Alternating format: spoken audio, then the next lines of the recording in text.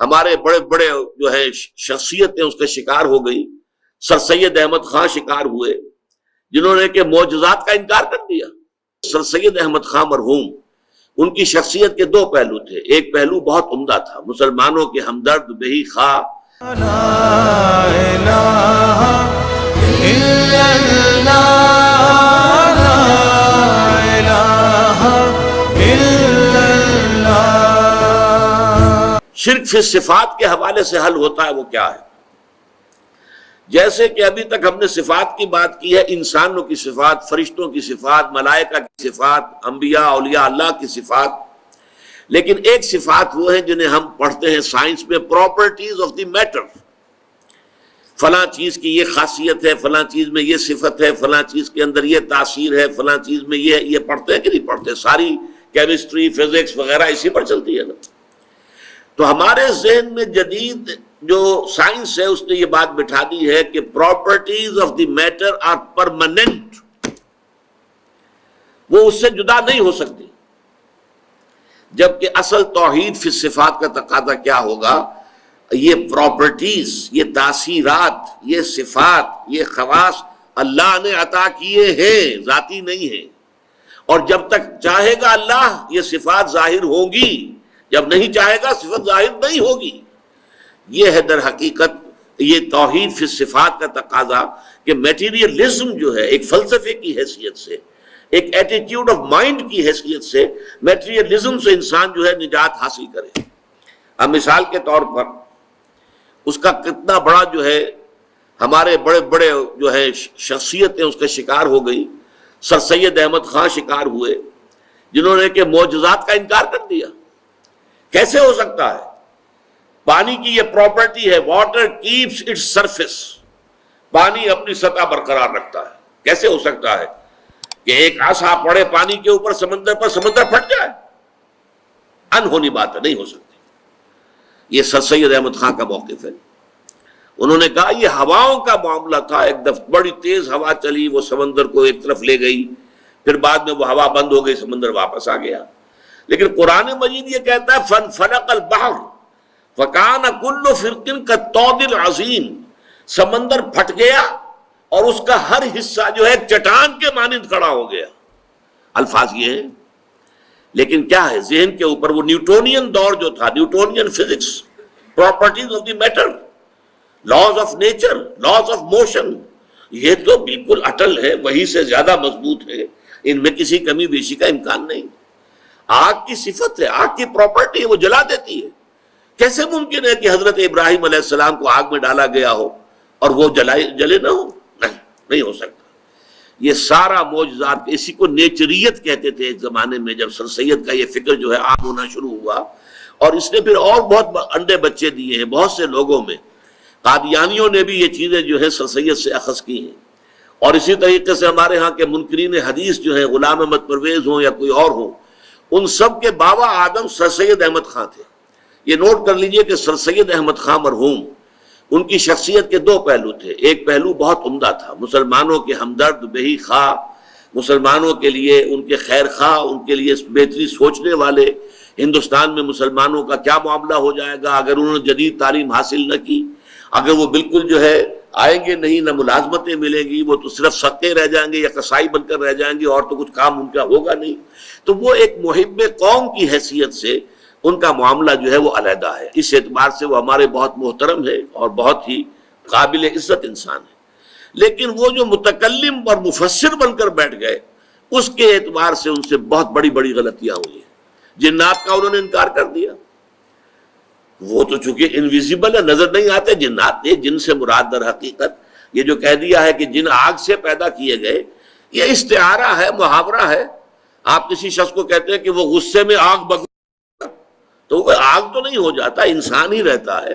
لیکن مشتعل مزاج انسان کو جن کہہ دیا گیا، جو کہ غصے میں ایک دم آ جائے، ایک دم بھڑک اٹھے، جیسے آگ بھڑک اٹھتی ہے ایسے وہ جنات. اب یہ ان کی تعویل ہے.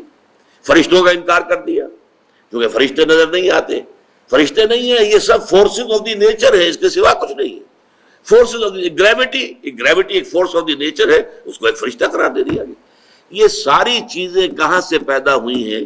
اگرچہ آج وہ میٹیریلزم ختم ہو چکا ہے فزکس کی دنیا سے بھی، جب سے کہ دوسرا دور آیا ہے، آئنسٹائن کا دور آیا، ریلیٹیوٹی کا دور آیا، اس وقت سے یہ سارا معاملہ جو ہے بدل کر رہ گیا ہے. اب وہ نہیں ہے صورت. اب تو میٹر جو ہے، پہلے جب ہم پڑھتے تھے تو میٹر واز انڈسٹرکٹیبل، میٹر ختم ہو ہی نہیں سکتا. اور اب ہمیں معلوم ہے میٹر انرجی کے اندر تبدیل ہو جاتا ہے، میٹر کا وجود ختم ہو جاتا ہے، تحلیل ہو جاتا ہے، وہ انرجی بن گئی. پہلے یہ انرجی اور میٹر یہ علیحدہ کیٹیگریز تھی سائنس کی، آج یہ ایک ہی ہے، انٹر کنورٹیبل ہے. تو اس اعتبار سے وہ جو نیوٹونین دور تھا فزکس کا، اس کے جو اثرات تھے ہمارے مفسرین پر، ہمارے علماء پر، اس میں معجزات کے انکار والی بات بھی آئی ہے. اسی مادے کی صلاحیتوں پر اعتماد اور توکل کرنا سے مادہ پرستی، عملی شرک کی ایک خفی شرک کی شکل پیدا ہوتی ہے کہ ہمارا جو ہے اپنی ذہانت، اپنی فطانت، اپنے علم اور ان چیزوں پر اور مادی اسباب و وسائل کے اوپر اعتماد اور زوم ہو جانا. یہ کام میں کل ضرور کر دوں گا، کیوں؟ مجھے معلوم ہے میرے پاس سارے وسائل اور ذرائع موجود ہیں. کل صبح مجھے ضرور جانا ہے، مجھے اسلام آباد جانا ہے، اور ظاہر بات ہے کہ میں نے ساری تیاری کر لی ہے، گاڑی کی جو ہے وہ سروس کروا لی ہے، اس میں پیٹرول کا جو ٹینک ہے وہ فل کرا لیا ہے، سب کچھ ہو گیا ہے. تو اب کوئی رکاوٹ نہیں ہے، صبح اٹھوں گا چل دوں گا. کیونکہ مادے پر پورا اعتماد ہے، مادی وسائل و اسباب پر پورا اعتماد ہے، پورا توکل ہے کہ یہ ساری چیزیں جو ہے موجود ہیں. تو ظاہر بات ہے کہ پھر میرے جانے میں کیا رکاوٹ آئے. لیکن اسی بات کو قرآن مجید میں سختی سے روک دیا گیا. وَلَا تَقُولَنَّ لِشَيْءٍ إِنِّي فَاعِلٌ ذَلِكَ غَدًا إِلَّا أَن يَشَاءَ اللَّهُ، ہرگز کبھی یہ نہ کہنا کہ یہ کام میں کل ضرور کر دوں گا، مگر اس استثناء کے ساتھ اگر اللہ نے چاہا. چاہے سارے وسائل ہیں، سارے اسباب ہیں، سب کچھ موجود ہے، لیکن اس کام کے ہونے کا دار و مدار اللہ کے اذن پر ہے. اسی لیے لا قوت الا باللہ، اسی سورہ کہف کے اندر جہاں یہ آیت آئی ہے وَلَا تَقُولَنَّ لِشَيْءٍ إِنِّي فَاعِلٌ ذَلِكَ غَدًا إِلَّا أَن يَشَاءَ اللَّهُ، وہیں پر یہ بھی آیا ہے. دو اشخاص کا جو ہے وہاں پر مکالمہ آیا ہے 5ویں رکوع میں. ان میں سے ایک مال مست تھا، ایک خدا مست تھا، خدا مست درویش اور ایک مال مست سرمایہ دار. ان دونوں کا مکالمہ آیا، تفصیل میں جانے کا موقع نہیں ہے. اس میں یہ ہے کہ اس شخص کے 2 باغ تھے بڑے عمدہ، اس نے سارا بندوبست کیا ہوا تھا، اریگیشن کا پورا نظام تھا. انہوں نے کہا یہ میرا باغ کیسے ختم ہو سکتا ہے؟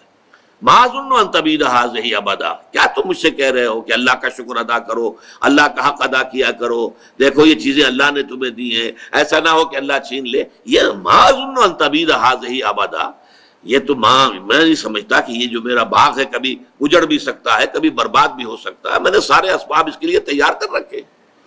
اس کے جواب میں پھر کہا تھا اس نے، قال له صاحبه وهو يحاوره اكفرت بالذي خلقك من تراب ثم من نطفة ثم سواك رجلا لكن هو الله ربي ولا اشرك بربي احدا ولولا اذ دخلت جنتك قلت ما شاء الله لا قوة الا بالله.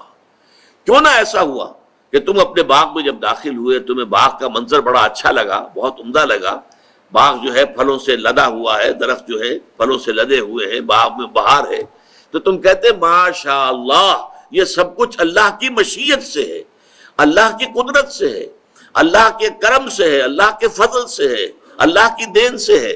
لا قوت باللہ الا باللہ، اللہ کے بغیر کوئی طاقت نہیں، کسی شے میں کوئی تاثیر نہیں.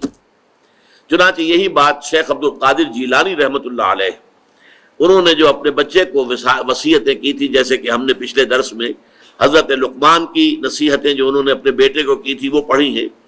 تو وصایا جو ہے شیخ عبد القادر جیلانی رحمۃ اللہ علیہ کی، ان میں ایک جملہ یہ بھی ہے کہ میرے بچے اس حقیقت کو ذہن نشین کر لے، لا فاعل فی الحقیقت ولا مؤثر الا اللہ، حقیقت میں کوئی مؤثر، کوئی فاعل اللہ کے سوا ہے ہی نہیں. تاثیر کسی شے میں نہیں ہوگی اگر اللہ نہیں چاہے گا. یہاں تک آتا ہے کہ ہر لقمہ جو تمہارے حلق سے نیچے اترتا ہے اللہ سے اذن کا طالب ہوتا ہے کہ میں اس شخص کے حق میں غذا کا کام دوں یا زہر بن کر لڑ جاؤں اسے. یہ اللہ تعالیٰ کے اذن کے بغیر نہیں ہوتا. اس کائنات کا پورا نظام اس کے چلائے چل رہا ہے.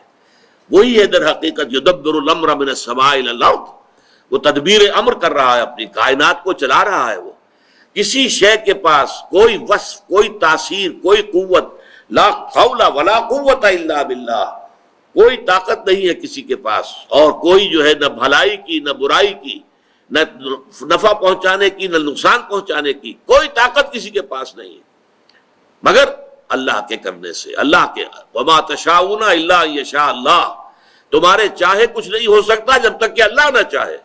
تم لاکھ چاہو، تمہارے لاکھ جو ہے وہ منصوبے ہوں، تم نے پورا اس کے لیے اہتمام بھی کیا ہو، لیکن یہ ہے کہ جب تک کہ اللہ تعالیٰ کا اذن نہیں ہوگا وہ نہیں ہو سکتا. یہ سمجھ لیجئے کہ مادہ پرستی اس دور کا بہت بڑا شرک ہے. میں نے ابتدا میں عرض کیا تھا کہ یہ شرک جو ہے ہر دور میں نئے بھیس میں آتا ہے، نئی شکل میں آتا ہے. اصل جرم جو ہے ہمیشہ سے، اصل گناہ وہ تو ہے، اس کی جڑ بنیاد شرک ہے، لیکن شرک نے ہر دور میں شکلیں بدلی ہیں، صورتیں تبدیل کی ہیں، اور اس کی صلاحیت ہونی چاہیے کہ آپ اپنے دور کے شرک کو پہچان سکیں.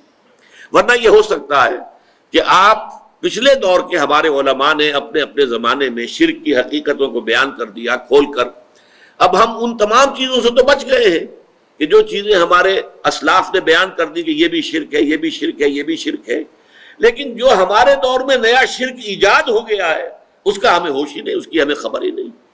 تو اس دور میں مادہ پرستی، میٹر کو خدا بنا لیا گیا ہے.